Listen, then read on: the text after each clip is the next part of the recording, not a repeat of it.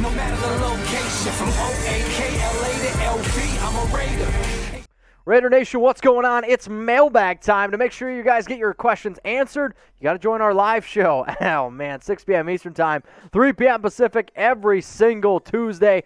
But again, you got to subscribe and you got to be watching the show. Let's go to a super chat coming in here from Jose DeLong. Mitch, Raiders, when you come into the stadium in Vegas, let's keep drinking. Love the shows. Jose, I owe you one, and you know what? We're going to be owing a few more people some drinks coming up here. So everyone stay tuned. You're watching the Raiders Report, but I'm going to Las Vegas July 14th to the 19th.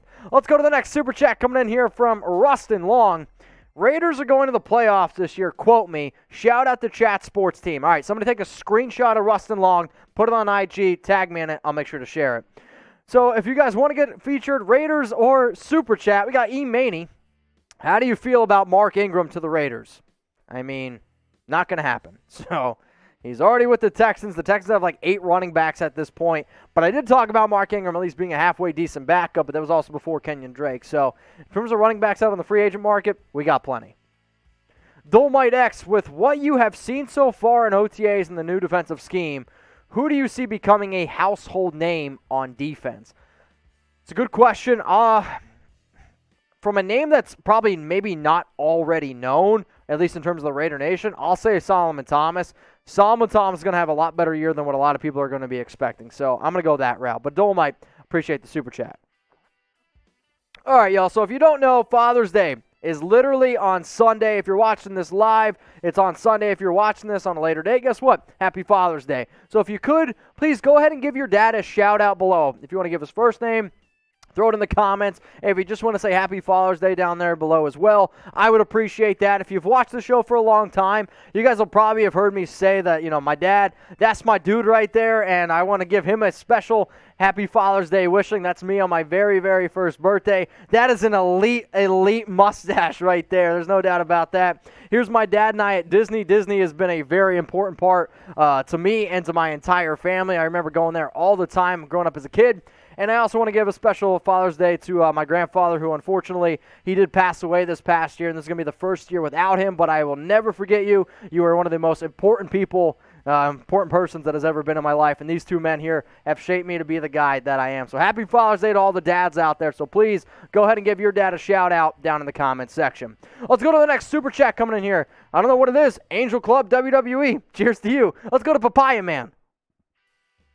Who do you think will have a breakout year for us on defense this year? What you should do is go check out my breakout video on the Raiders Report around some defensive players, but a breakout guy is somebody who's about to have a career year. I don't know if Yannick is a guy who I could consider being like a breakout candidate, but he's going to have a good year, a breakout year. So, you know what? Let's go Yannick. All right, let's go to this next one from La Relinza Norteña.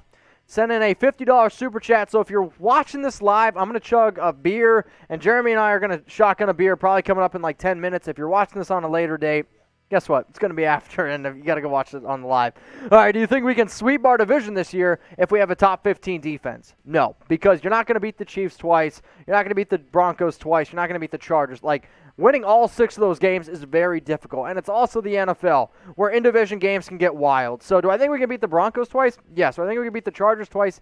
Yes. Beating the Chiefs twice, though, let's just worry about beating them at least one time. Lorenza, we'll get to your beer chug here in a little bit. All right, Dolomite.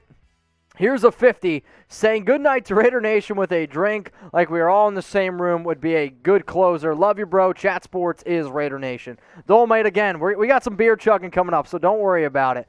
Happy Father's Day. Sorry to hear about your loss. I mean, it's one of those things. You never forget the ones that you love, but you just learn how to deal with it a little bit better and better. But I have so many pictures, so many awesome memories of my grandpa, and I got a big family, so we've done a lot of really cool things over the last year to remember him, but appreciate you, dude. All right, Josh, what up? What are you expecting from the D this year with a scheme that's not super confusing?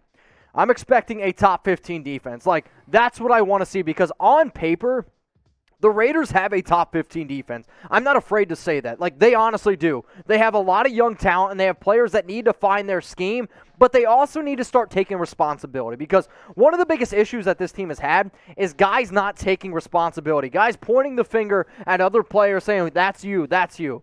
With the simpler defense, you know your role, and it's a lot easier to say, you know what, man, that's on me. That's what I expect from this team. You also sent in another super chat. I'm lost my no to last year. First Father's Day without him, but my first Father's Day. So I will say congrats on your first Father's Day. That's an unbelievable feeling. I'm kind of a father. I got a puppy now. I don't know if that necessarily counts. But, again, I'm sorry for your loss. But if you ever need anything, if you ever need to talk, believe me, DMs are open. All right, let's go to not getting a pick. I know my caps are on. I don't give you guys can fill it in. You always say Carr isn't a top 10 quarterback. So please tell me your top 10 quarterbacks. All right, so it's actually funny. I did a show probably a few weeks ago about my top quarterbacks, so shout out to Sam for pulling these graphics in really quick. And I basically broke down my top 32 quarterbacks, 1 through 5, and this is, again, based on the idea that Deshaun Watson is going to play this season. Here's my top 5.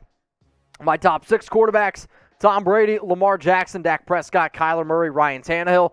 Yeah, if you want to get mad at me, but here's like the other thing, y'all. I don't really want to switch up my top 10 all that much because I think what Tannehill has done has been incredible. I would still rather have mobile quarterbacks like Murray and Dak Prescott. And some people will probably get mad at me for putting Derek Carr at 12, but like I could put Carr over Matt Ryan. I could give that argument. I could also give the argument of putting Derek underneath Matthew Stafford in terms of arm talent, putting him underneath Justin Herbert in terms of what's best going forward. This is not a disrespect to Carr. It's just there's a lot of good quarterbacks out there. So as you can see, Carr's my 12th best quarterback. Hopefully that made you happy. Something about your caps being on. All right, if you guys haven't already, please go ahead and subscribe to the Raiders Report. Updates all off-season plus random beer drinking as well. So hit that big red button. Join all of our shows. We go live as well every Tuesday, 6 p.m. Eastern Time, 3 p.m. Pacific. All right, let's go to this next super chat, which I love the money amount, $10.69. That's real nice. I'll be honest. That's all I asked for. I'm a little bit more worried about the Chargers this year than I am about the Chiefs. What are your thoughts? I got your back, Mitch. I know you got my back. I appreciate the DM that you sent me earlier as well. I'm still going to be more worried about the Chiefs. Did the Chargers get better? Yes. Did the Denver Broncos also get better? Yeah, they damn well sure they did, right? And if they go out and they get a top quarterback like Rodgers, the Broncos are really going to scare the hell out of me. I mean, this division got significantly better this offseason. That scares me a little bit. All right, let's go to this next super chat coming in from Jalen Montez. Solomon Thomas is going to be a beast on the O-line. No cap. I love how, like, we always get these, like, new things come up, like no cap, or I don't know, this guy's a stiff. I mean, the different things that I've heard, it's just been absolutely unbelievable. I mean, Stephen F. Austin or whatever the hell it is, Skull Effin'.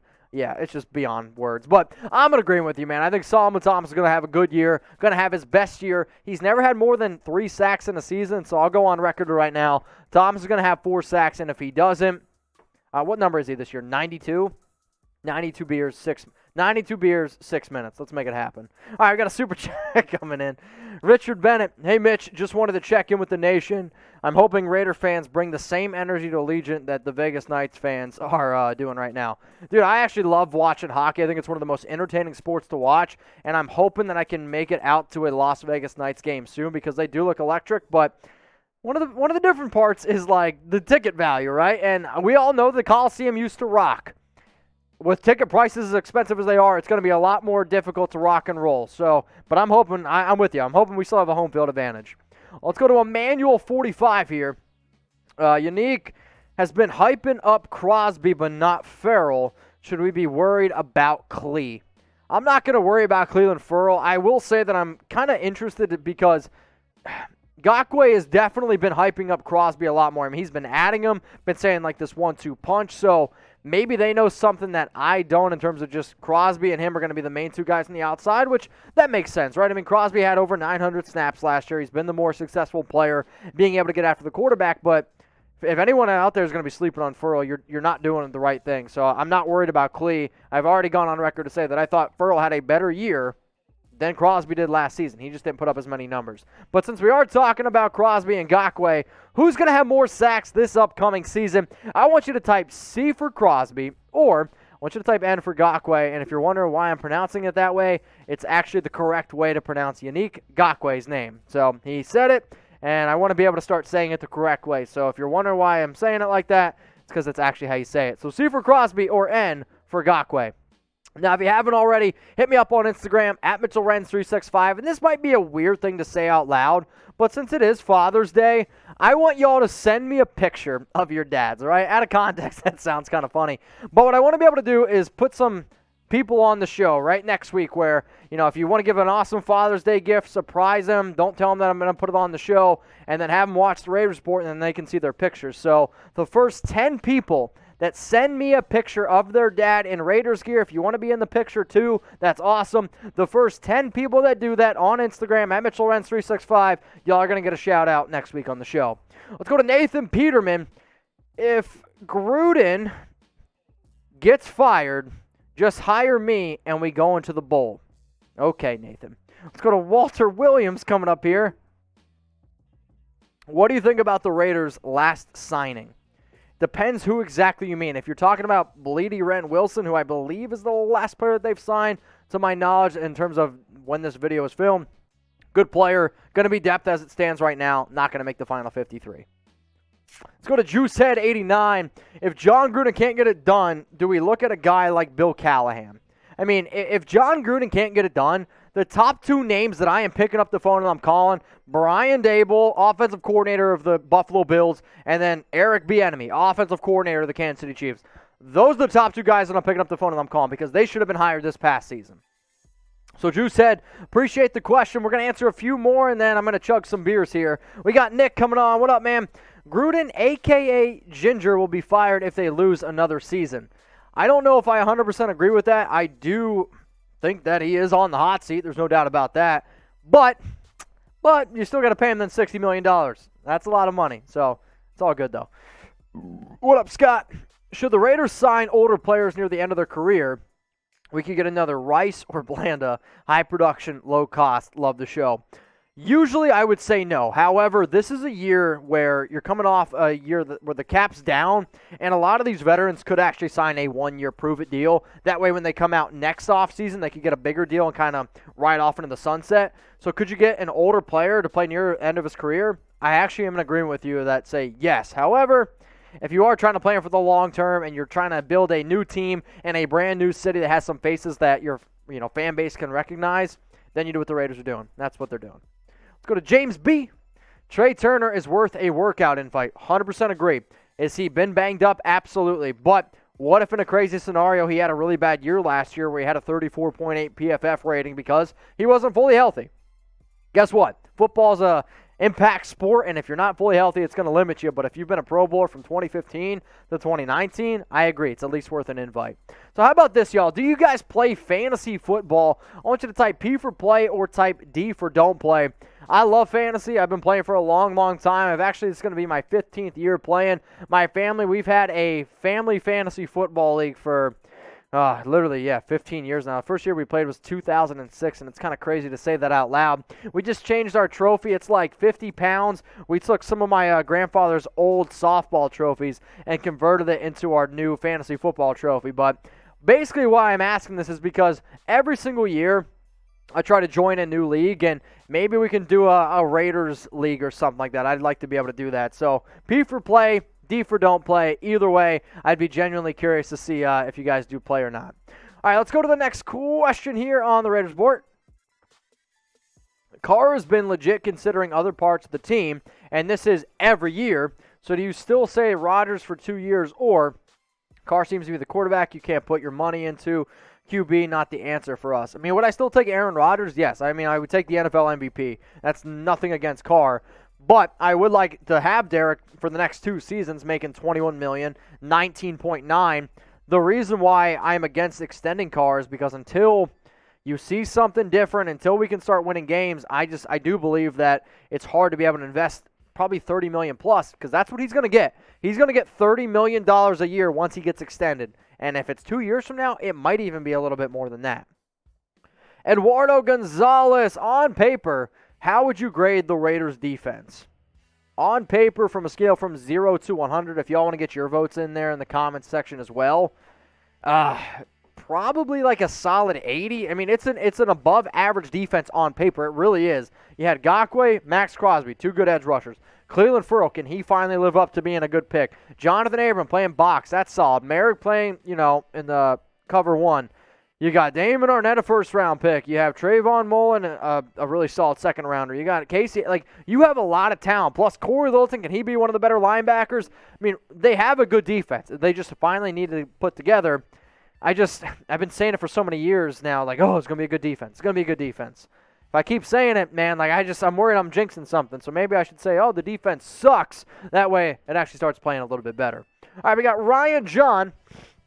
Why haven't they signed Divine Deablo? I actually don't 100% know yet. It could be them just debating on a few extra dollars and cents here or there, but be patient. It's all good. They'll get the deal done with Divine Deablo. So, Ryan, I appreciate your question. If I missed your question on today's show, always remember you can DM me on Instagram at Mitchell Renz 365, and we can talk a little bit Raiders. We can hit each other up. I'd appreciate that. All right, last one.